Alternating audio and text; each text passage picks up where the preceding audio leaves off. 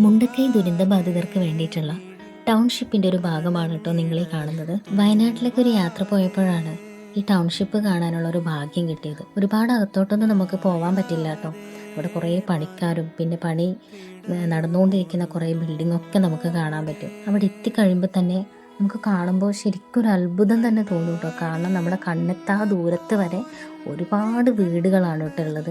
ഈ കാണുന്ന ഭാഗത്ത് ഇപ്പോഴും പണി നടന്നുകൊണ്ടിരിക്കുകയാണ് കേട്ടോ.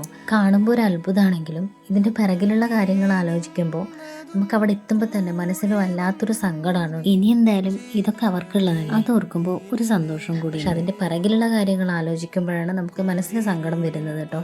നമ്മൾ ബസ്സിൽ പോവുകയാണെങ്കിലും നമുക്ക് സൈഡിലൂടെ ഒക്കെ നമുക്ക് പണി തീർന്ന കുറേ വീടുകളൊക്കെ കാണാൻ പറ്റും. എന്തായാലും ഇവിടെ വന്ന് ഇത് കാണാൻ പറ്റിയത് എനിക്ക് സത്യത്തിൽ ഒരു ഭാഗ്യമായിട്ടാണ് കേട്ടോ തോന്നുന്നത്. ഈ കാഴ്ചകൾ അങ്ങനെ മായുമ്പോൾ എൻ്റെ മനസ്സിലാകെ ഒരു ചിന്ത മാത്രമേ ഉണ്ടായിരുന്നുള്ളൂ, മുണ്ടക്കയിൽ ഉണ്ടായിരുന്ന പോലത്തെ ഒരു ദുരന്തം ഇനി ഒരിക്കലും ഉണ്ടാവാതിരിക്കട്ടെ.